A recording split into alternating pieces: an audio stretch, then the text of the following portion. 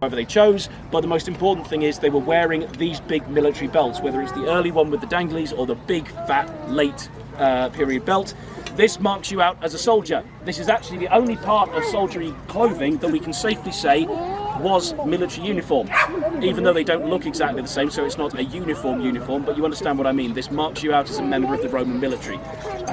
So this is a very important piece of kit that they would have on at all times, whether they're in battle or whether they're off duty. Always wear this. Certainly because, as a nice little side effect, if you've got one of these, you then have the civil right to walk into anywhere in the Roman Empire and demand bed and board. Phil could walk straight into your house and say, right, I'm taking your bed, I'm taking your soup, I'm going to have them for the night. Because I had a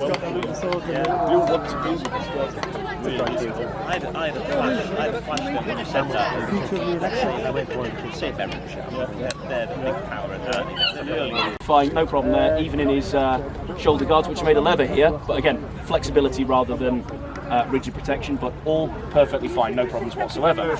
Underneath the armour, they're wearing what the Romans called a thorakomachus, which is a Greek word, and it's a fun one to try and say with a mouthful of marbles after you had 2 pints.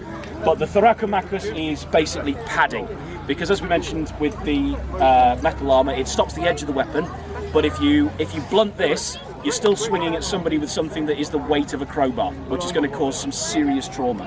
Same with spears, same with axes, any other weapon, you need some kind of padding to keep you safe underneath.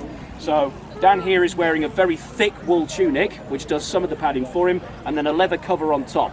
So that adds enough. My point of metal armour is to block the edges of weapons. So this very sharp sword, I can quite happily tap down with it, no problem. I'm not going to hit him any harder because I don't want to hurt him, but I can quite happily just run this up and down, no problem whatsoever, and he's perfectly safe. And I'm going to stop doing that because it'll damage the edge of my blade.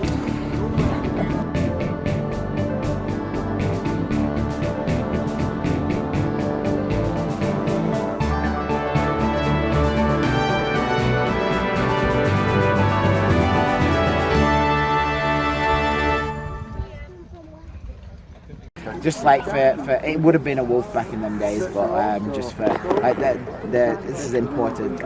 So where it's from is actually the class is vermin. So it's like trying to be as ethical as possible with stuff like that. I've been looking at sourcing some like wool pelts, but I found a place that they basically shear the sheep. So salt was a massive commodity in Roman times. So they would actually use salt as a form of currency because of how valuable it was. So you could pay for stuff in salt. These are all citizens of Rome. They have been recruited from Italy. They have been sent to Britain to pacify the locals, the horrible, dirty, smelly, rebellious British from below. Because if you stop the edge of a sword, you're still effectively being hit by the weight of a crowbar, and that will still cause a massive amount of trauma. So you wear your body armour on top, your padded armour underneath, perhaps with decorations if you're an officer like this Optio, like my late Roman officer over here, or myself.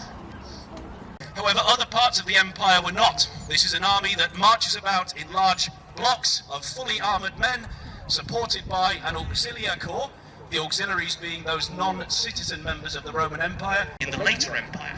So we're set in the year 357, so the middle of the 4th century. As time goes on, these decorations become more and more lavish and too expensive. So by the time of the 6th to the 7th century, they are restricted to maybe the nobility or the rich. But for a period, everybody wears them, from the common legionary all the way up to the emperor himself. Whilst there are some similarities, the men below him notice these feathers, they know that their officer's second in command is coming. This man is marked out as such because he is a veteran soldier, he's used to all the soldier's tricks, so he's not going to let his men get away with anything, and he's going to make sure that his officer doesn't have to deal with rebellious soldiers. So normally, Optio